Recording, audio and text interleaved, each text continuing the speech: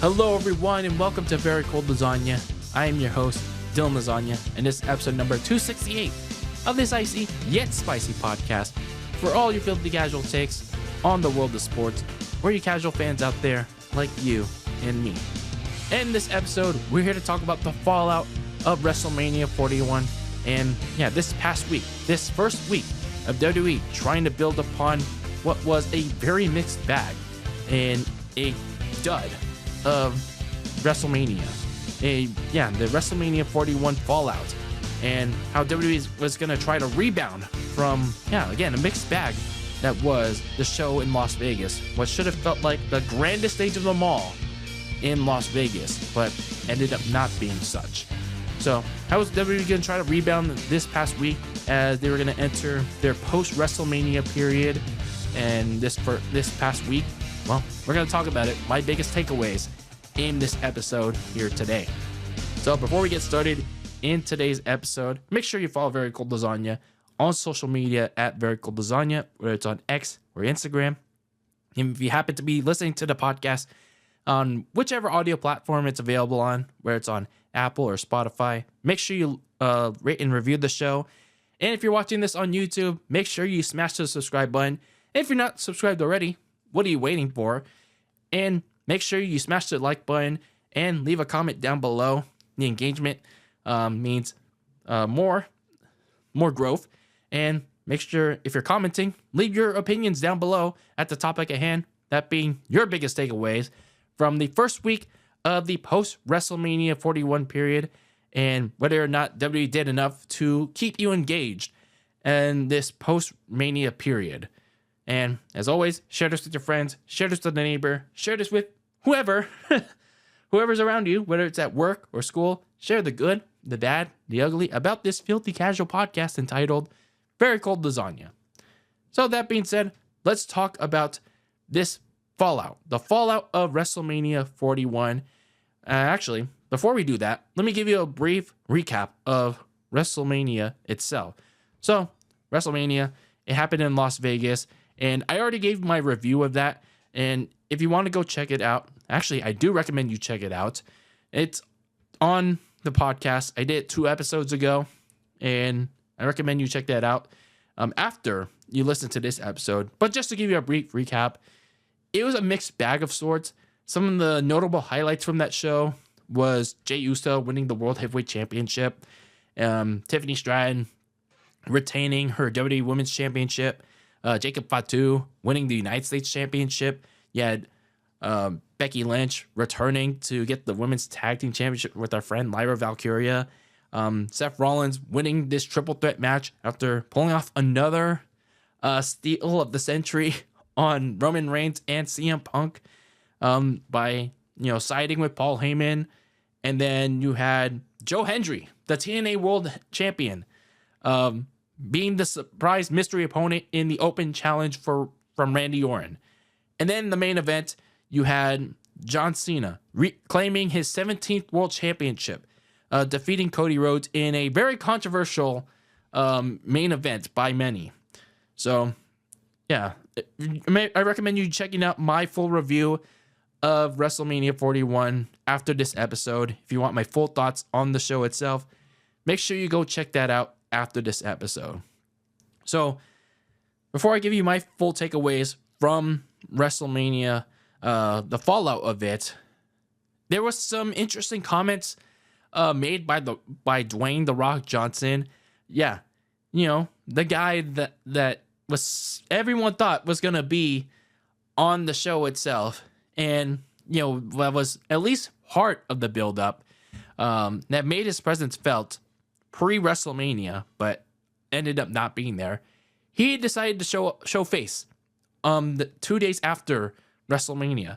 He was on the Pat McAfee show. He did an interview, and he decided to show up on Pat's show. And it's been talked about ad nauseum by several podcasters, even several casual fans out there. And I could talk about all the full details because it's my show, but I'm not going to do that here because it's been talked about ad nauseum. And I kind of don't want to bore you to death about what's been already talked about by several people out there. So I'm just going to give you a brief summary of what's been talked about by Dwayne. That's already been talked about by millions of people. So I'll just give you the rundown of it, the little cliff notes of it, if you know what I mean.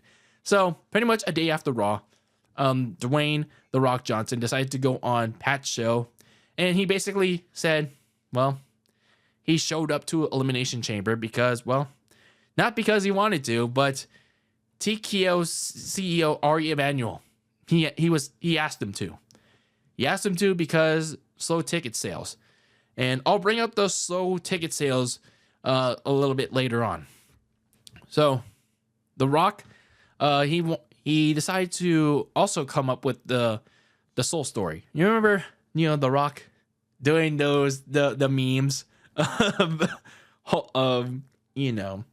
doing some suggestive things to Cody in that promo where he's saying, "I want your soul, Cody." I want your mind, Cody. All those memes that popped up on the internet. It was like, "I want to touch you, Cody. I love you. I respect you. I want to fuck you, Cody." But yeah, for whatever reason, he decided to give the behind the scenes details of how the soul story came up, in that week before Elimination Chamber and then at the Chamber pay-per-view itself. That soul story was actually supposed to lead up to Cody Rhodes turning heel, but Cody didn't want to because obviously he was the face of the company, the QB1 of the WWE, so the franchise. So he refused. So The Rock and Triple H came up with the idea of John Cena turning heel. And then, yeah, the heel turn happened, and yeah, The Rock, Cena, and Travis Scott, yeah, they closed out Elimination Chamber, all standing tall over Cody. But then once that happened, The Rock, I thought this was the most interesting tidbit. The Rock said the final boss's work was done. Pretty much, yeah. The Rock's final boss work was done. And he entrusted Cena and Cody would be able to carry the story from there. And that was pretty much the wrestling part of that was done from the interview. So my biggest takeaways from that interview with Pat was that, for as much as I really dislike Triple H as a booker, I think his booking sucks. It's very repetitive with all the matches, and the friendship is betrayal stuff, and the repetitive brawling. It just is repetitive booking in general, especially how much of that got exposed throughout this Mania season. The Rock and TKO, they deserve blame too. They deserve so much. They deserve as much blame as Triple H. And I know a lot of people will come to defend The Rock, and they'll come to defend Triple H. Like whatever side of the fence you're on. I'm not going to take a side on this. I'm really not going to take a side on this because both are at fault. Both sides are pretty much everybody is at fault here. Triple H is at fault for a shitty WrestleMania build, and as much as I hate to admit it, hate to say it, again, Dwayne and TKO deserve blame too, because when you look at Ari Emanuel and to a degree Nick Khan, they both come off as desperate. At least with Ari Emanuel, he comes off as desperate because, well, he saw the Elimination Chamber prices, the ticket sales were slow. Well, because they keep overpricing the fuck out of every single live event. And Elimination Chamber was no different. And maybe, here's an idea. Don't hold a B-level pay-per-view inside of a baseball stadium where it's not going to sell out with those ridiculous prices. How about that, huh? I get it. The Scotiabank Arena was not available at that time. But here's a thought. Don't hold it in a baseball stadium when, again, it's not going to sell out. And here's a thought, TKO. Just lower the prices. Just lower the fucking prices. And then you look at Dwayne. The Rock Johnson. Love him as a wrestler. And his movies are, depending on how he is, depending on how he's feeling, he's a solid movie star. Dwayne may have been asked to appear, and he even helped Triple H, and maybe there is a little bit of a power struggle, but when he gives an idea, when he gives this idea of, I want your soul, Cody. I want your soul, Cena. The soul story in general. Once he gives that idea and once he inserts himself into the story, there's an expectation by not just the fans, but by TKO himself to at least finish his part, finish his role. Know your role and finish his part of the story. And Dwayne didn't. Like, even if he had his movie commitments with Moana 3, the Moana live action, whatever he was doing at the time, the United Football League, like, couldn't he have made some time to make just one appearance since he did that Elimination Chamber one, his Elimination Chamber appearance, to at least wrap up his end, to explain why Cena sold his soul to him, and then Cena can explain his part. Not even both The Rock and Cena made a via satellite appearance since Elimination Chamber, and it took 3 weeks. It took the start of the Euro Tour for Cena to explain why he was gonna ruin wrestling. Like, they couldn't even do a pre-tape via satellite promo or do something, record something on their phone. The Rock did it last year when he was cutting promos on Cody left and right. Why couldn't Dwayne do that this year? Why couldn't Cena do that this year? Hell, he did one for the NFL draft. And they couldn't even do that during the lead up to WrestleMania. Like, they didn't have time to do that.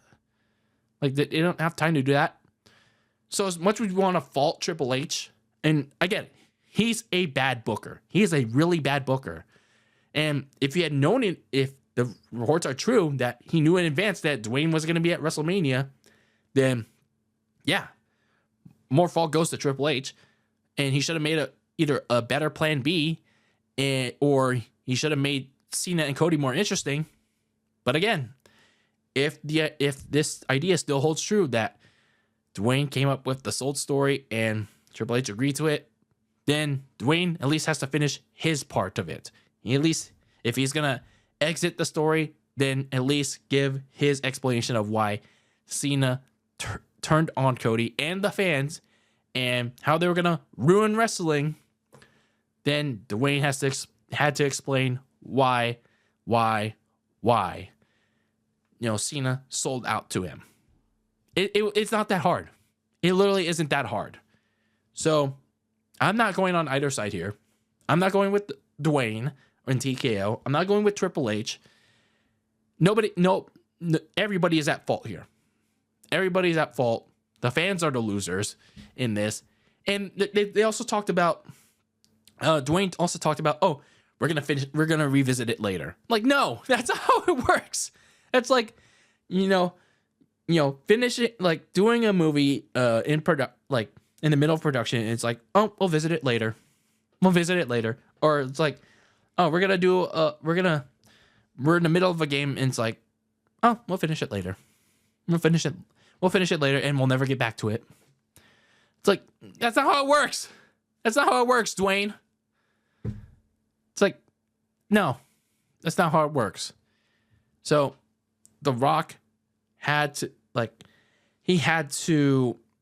at least explain himself. Perhaps that's why the Bloodline, at least the Bloodline story, got scrapped back in January.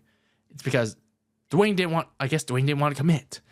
He didn't want to commit to finishing the Bloodline story properly, which is why it just ended on a whiff. This is why a 4-year-long story got whiffed, like out of thin air. Man, talk about, what should have felt like a interesting main event story, an interesting heel turn for John Cena. I mean, I still like the Cena heel turn. At least Cena's trying to make something out of nothing. But it's like, Dwayne, breaking kayfabe and pretty much saying, "Oh, it's scripted." Like, why try to break kayfabe even more? Why? And WWE too. Like, why are they going out of their way and to break kayfabe even more with this unreal like show? Like, why are we doing this? Like, why are we trying to break kayfabe so much? Like, they're overdoing it.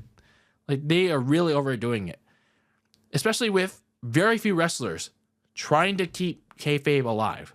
You have like very few select wrestlers trying to maintain kayfabe.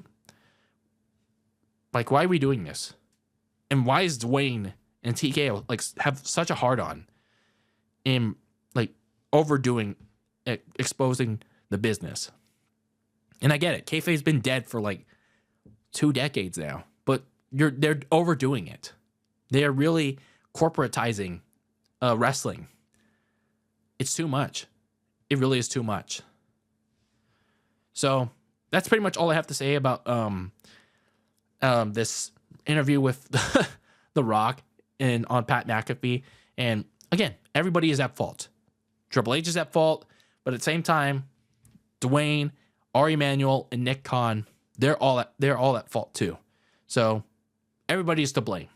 There's no one side that is at fault. It's pretty much everybody. Everybody's at fault. So now we can get into,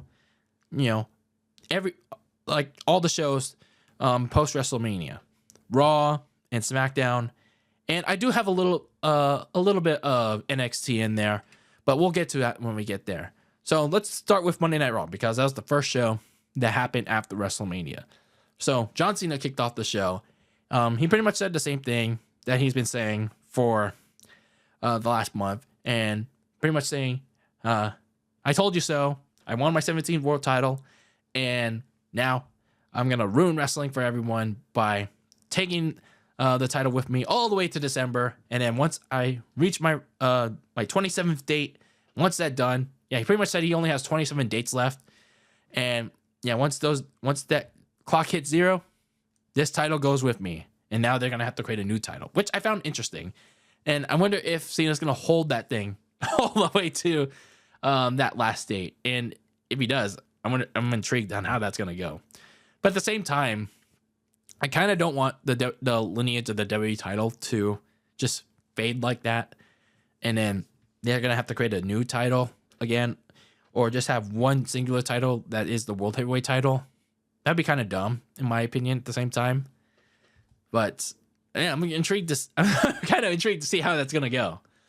So, John Cena has officially 27 dates left on his retirement tour, unless WWE adds more.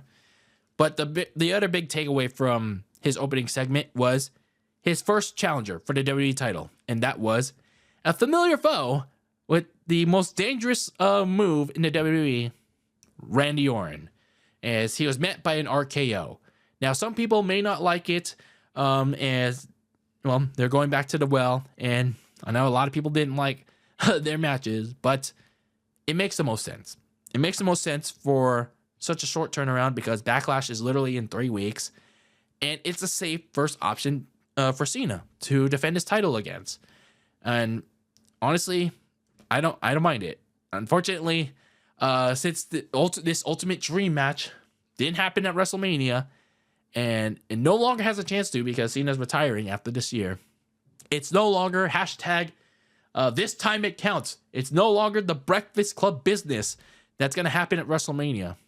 It's hashtag one last time at a B-level pay-per-view, unfortunately.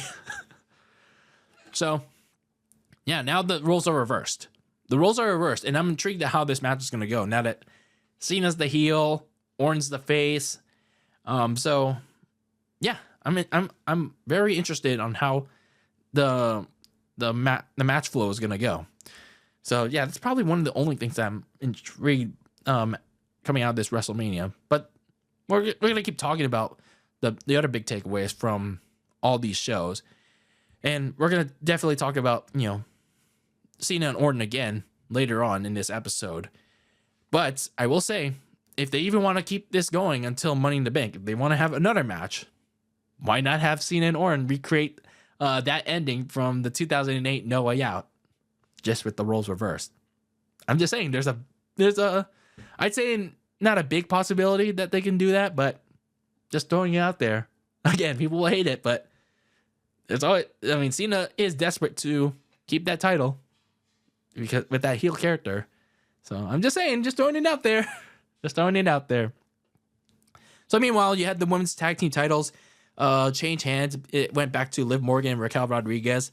And yeah, I'm just thinking, like, why couldn't Triple H have done this at WrestleMania itself? Because afterwards, Becky Lynch turned on Lyra Valkyria anyways. Yeah, it's just, this was just kind of a waste of time. It made the WrestleMania match like pointless. It made the title change pointless at WrestleMania. You know, you had the return of Becky Lynch at Mania, and then you had the shocked face of Liv. But then you also, like, if you want to do the heel turn with Becky and Lyra, why not do it at WrestleMania? You know, if you wanted to, you know, really sink in, you want to have a big Mania moment, another one, mind you.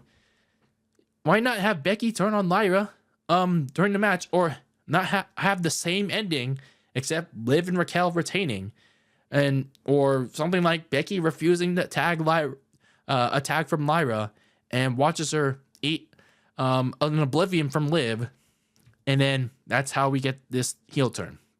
Instead, again, the tag match felt pointless.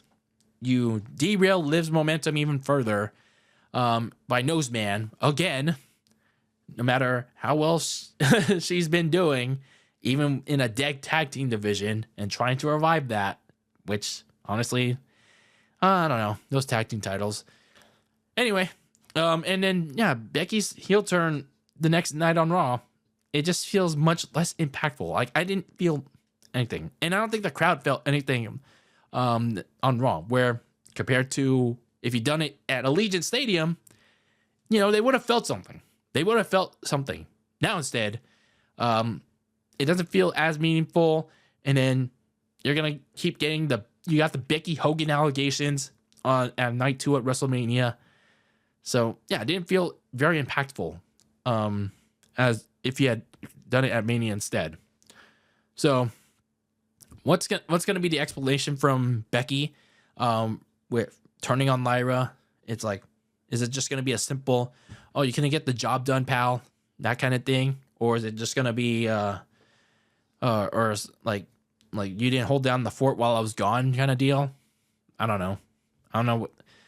know. Like, what's this gonna do for Becky, or especially what's this gonna do for Lyra? Because Lyra, for the most part, hasn't been able to get over with the fans, and I know this is not a good barometer. This is not a good litmus test, because Raw After Mania crowds are very funky. But people were still cheering for Becky despite the heel turn. They were chanting one more time when they asked her to hit the rock bottom on Lyra again. Another rock bottom. So yeah, it's clear that Liv was once again another catalyst to setting up another story that doesn't involve her. And yeah, we're gonna get Becky versus Lyra. You know, the mentor versus the mentee, the master versus the student kind of story. And yeah, the first real story for the women's Intercontinental title. And for people saying, oh, this is going to put Lyra over right away, don't expect that, pal. Don't expect that, pal. I think Becky's going to, you know, Becky Hogan her way to that Intercontinental title first. And then don't also expect Bayley to make her way into that title picture too. So yeah, expect that to happen. Expect that to happen, pal. So Rusev, he made his return to WWE for the first time in 5 years. A lot of us expected this after heavy rumors, heavy speculation.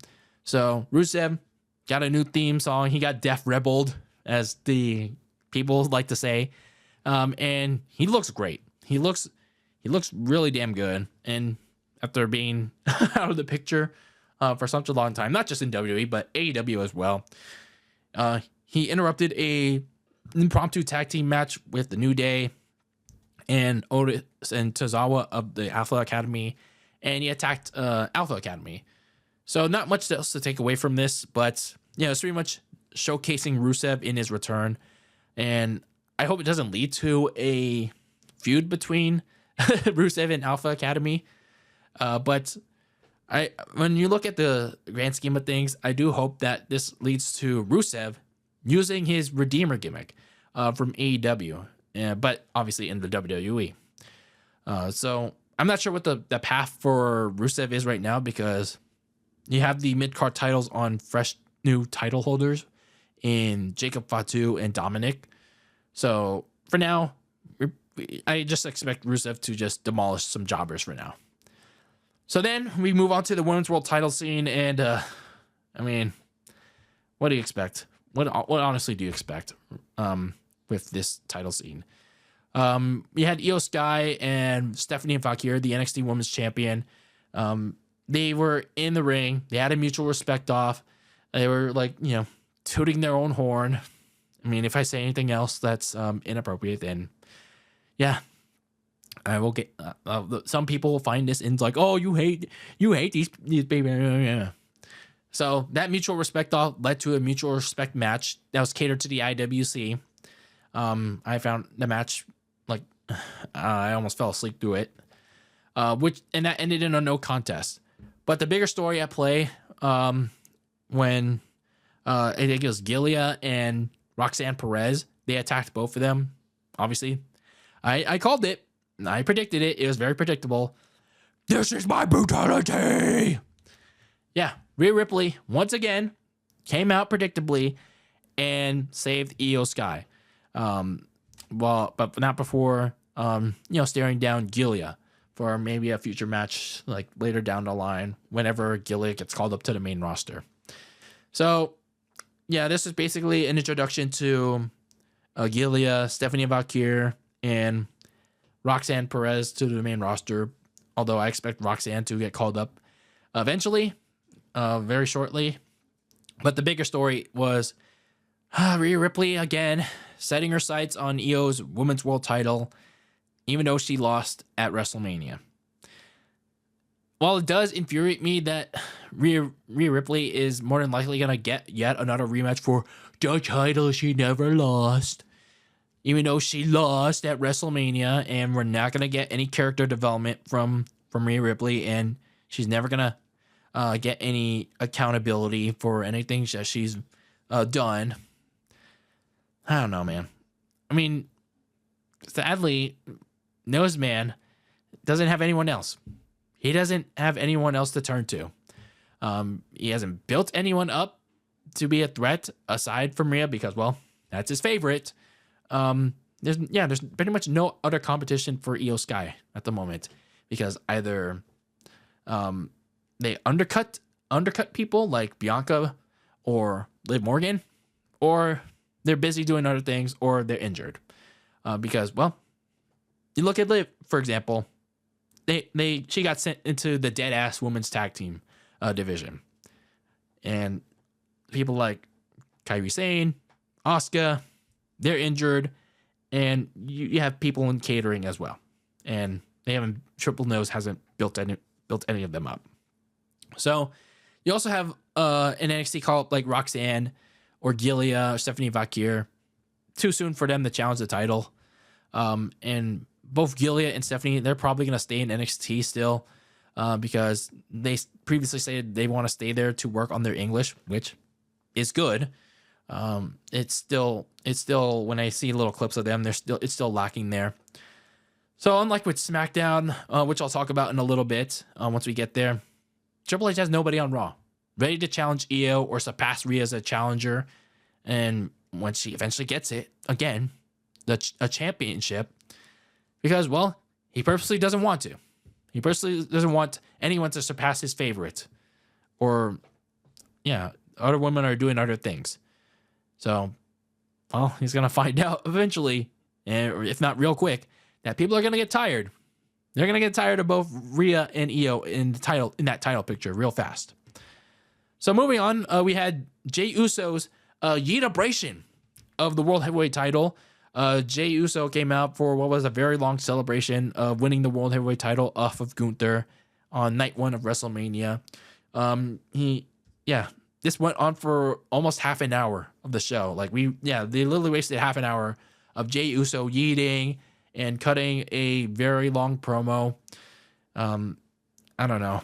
And then that included Sami Zayn, who hadn't been on TV since Elimination Chamber. He was on break. And he cut a passionate promo being proud of Jey.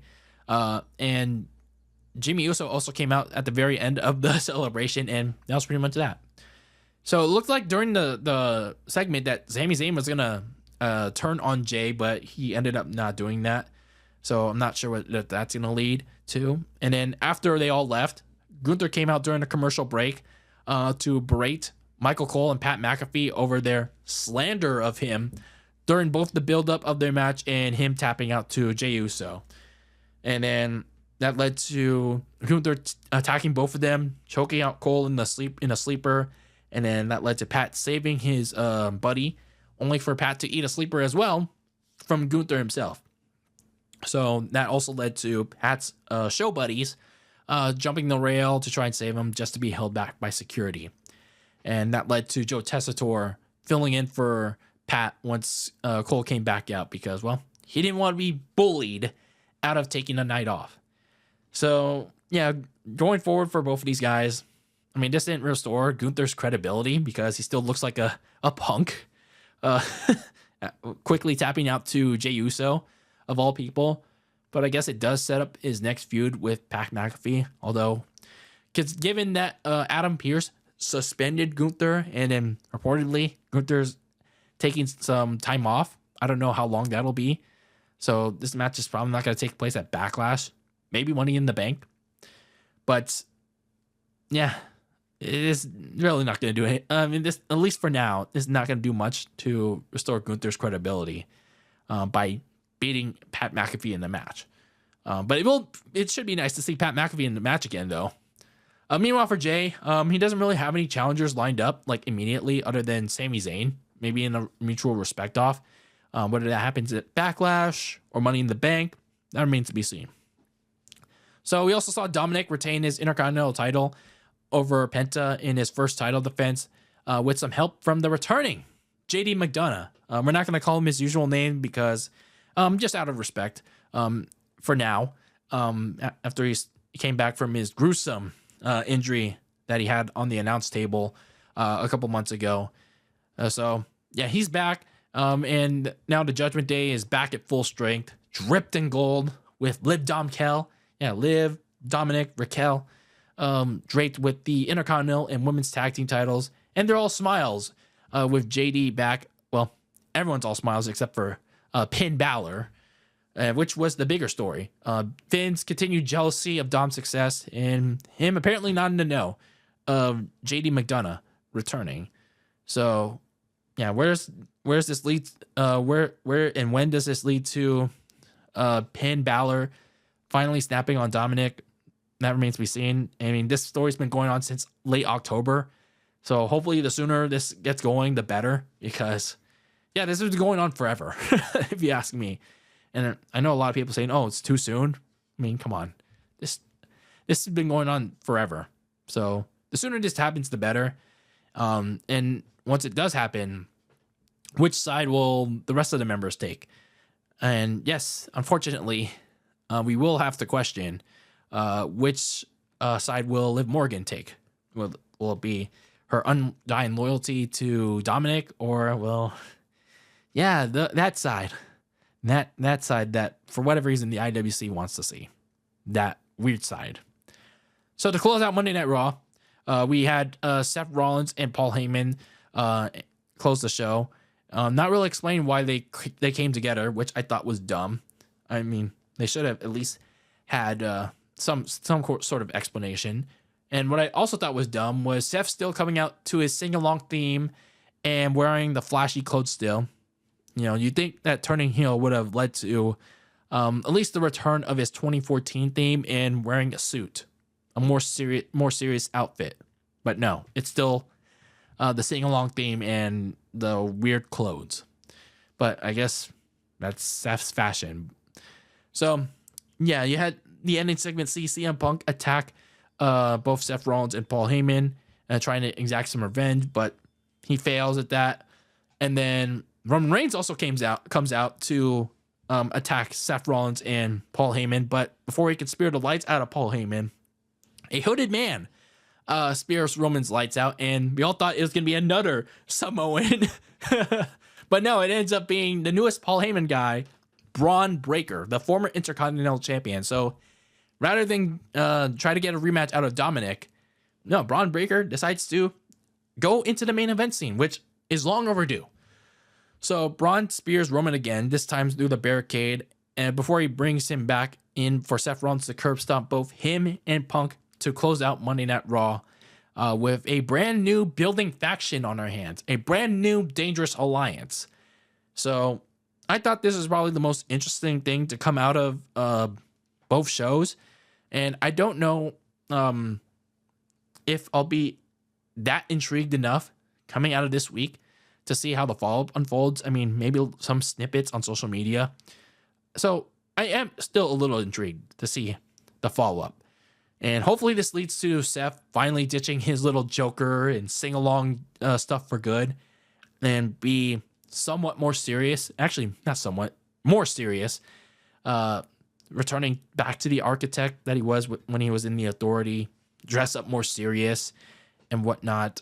And again, Braun is finally in the main event scene. Long overdue. And some people just want him to go after the World Heavyweight title already. But I feel like, him being a part of Seth and Heyman will really benefit him. And, Braun is not perfect yet. He still has, he has the athleticism. He has freakish athletic ability.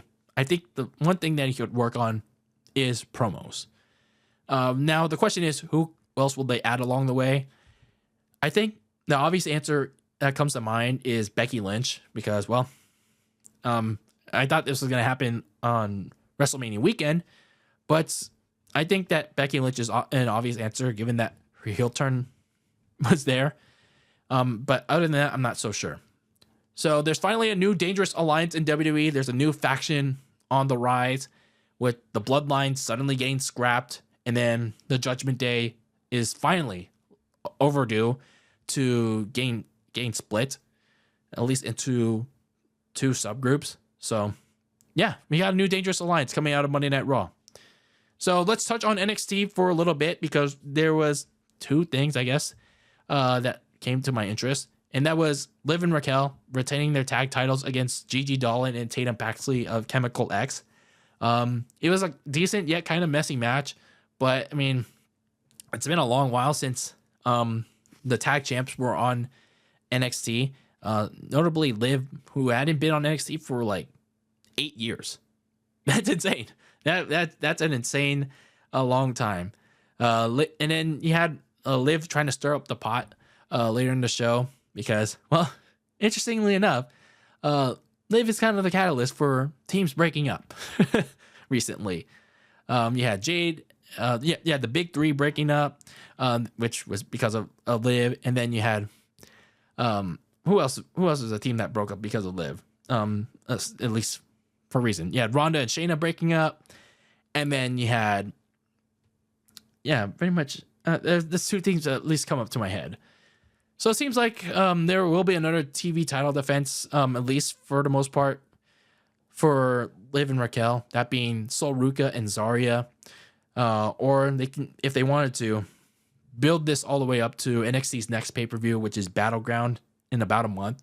I mean, I guess that makes sense because if you consider that at least WWE's trying to put a little effort in making those dead tag team titles worth a little something and a little relevant. I mean, sure. I mean, Liv and Raquel don't have anything else to do. They're not going to be. I don't think they're going to be doing anything else other than being part of the usual Judgment Day drama, being an integral part of the upcoming Dominic and Finn story. So I guess why not just have them in NXT? for a little while. Why not go down in NXT and defend those titles? Because given that Rhea and Becky are gonna hog that those other titles, that the other title scenes in a while, so why not have them, do other stuff down in NXT? And who knows, maybe they can cross over to TNA. They can cross the line, pal, and give them a little spotlight. Honestly, it's a little bit of a shame, actually a big shame for Liv, that she's gonna stay in that tag division for a while. Meanwhile, speaking of TNA, we had the TNA World Champion Joe Hendry.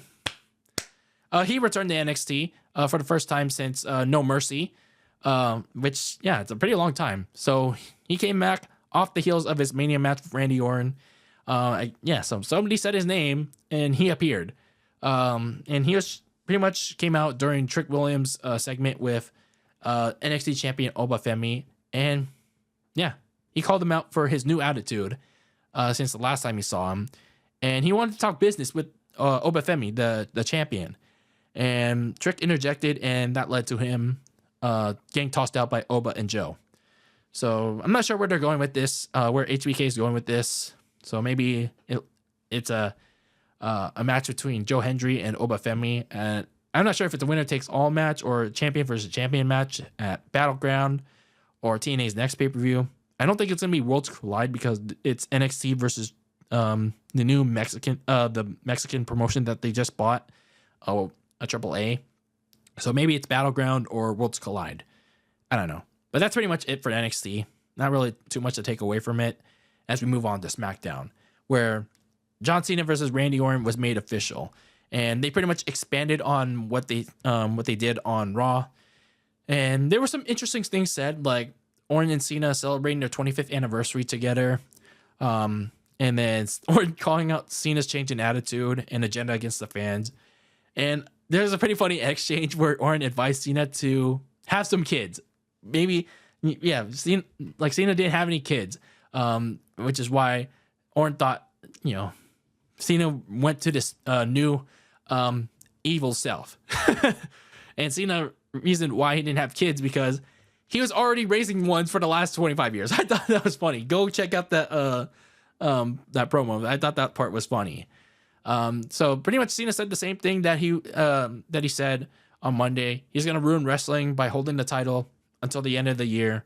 And Cena tried to attack Orton again, but Orton RKO'd him to end the opening segment. I'm not sure why people aren't into heel Cena and his mission to ruin wrestling. I'm into it, even if Dwayne ruined some behind the scenes aspects of it with that stupid interview. But again, Cena's making the most of it. Cena's making the most of what Dwayne's trying to ruin. So Orton and Cena, they had a really good exchange to set up this match, even if it's only 3 weeks out.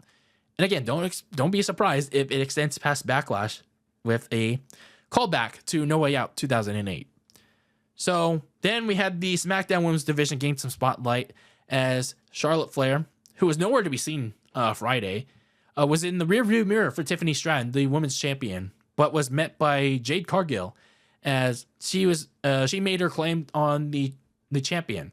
So they had this impromptu match, which I didn't expect, and I don't think anyone expected. That ended abruptly when Naomi attacked Jade and the Nia Jax, who hadn't been seen in a month and wasn't on WrestleMania at all for the second straight year, which is a shame, given her own MVP-like year. And Nia Jax attacked Tiffany Stratton, and so there's a lot of unfinished business to clear up in the next couple of weeks. So what I expect, in my opinion, is a stipulation match for Naomi and Jade, and for Tiffany to defend her title one last time against Nia Jax. I don't think she ever got a rematch after losing the title to Tiffany in that cash-in. And again, she's been MIA since Elimination Chamber in that tag match with her, Candice, Trish, and Tiffany. So I expect one more title match for Tiffany to settle the score against Nia. And then meanwhile, you have Bianca Belair, who unfortunately suffered a finger injury in that women's world title triple threat. She's back on SmackDown full time. Well, because brand split after all. she's going to stick around and hopefully finally interject herself into the Naomi and Jade storyline. Obviously, she's going to handle Rhea when the time comes, but she's on SmackDown, so she has to stay there. So, unlike Io, who's going to be stuck in the Rhea Ripley vortex of hell indefinitely, at least Tiffany is going to have a variety of challengers awaiting her for the foreseeable future. And yeah, compared to the Raw Women's Division, which is a little, no, not a little, it's pretty much hell right now. At least SmackDown has a little bit more variety. Speaking of variety, Jacob Fatu, the new United States champion, he has himself some new challengers as well, as there was a number one contenders match between Drew McIntyre and LA Knight, which ended because, well, Damian Priest, for whatever reason, he doesn't want to let go of Drew McIntyre, and he put him through the announce table, which angered LA Knight because, well, Damian Priest cost him a chance at getting back his U.S. title. But Jacob Fatu laid out both LA Knight and Damian Priest as he stood tall. And it looks like we might be headed towards a fatal four-way match for Jacob Fatu's United States Championship. But can I just point out how much Solo Sikoa just feels out of place in general right now? Like, I get how much more charismatic Jacob Fatu is in contrast to Solo, but jeez. What a complete 180 from where he was post-WrestleMania, stealing the bloodline from Roman, and then where he is now, just, being the side piece to Jacob. Yeesh. Talk about a serious downfall for Solo. Maybe, like, going back to the Street Champ when he was down in NXT. Ugh, man. Part of me feels bad for Solo because he was doing some good work. I'd say from SummerSlam, post SummerSlam to onward, he was trying. I'd say he was finally finding himself. But now, all of a sudden, since the Netflix premiere, he feels really lost in the shuffle. So the last thing I want to touch on here very briefly is the return of Aleister Black. So for the first time since 2021, and then after he left for AEW, and then he left AEW, Aleister Black is back in WWE, and he made his statement by laying out The Miz with the black mask. So for all the people that like Aleister Black, there you go. So overall, I'd say WWE, I guess this first week post WrestleMania 41, they set up, or at least tried to set up, a few new programs and tried to clear up or set up the title scenes coming out of what was a very down WrestleMania in Las Vegas, because, well, Backlash is in less than 3 weeks. You have your first official title match, which is Cena versus Orton. Hashtag one last time, and sadly, hashtag no longer this time it counts.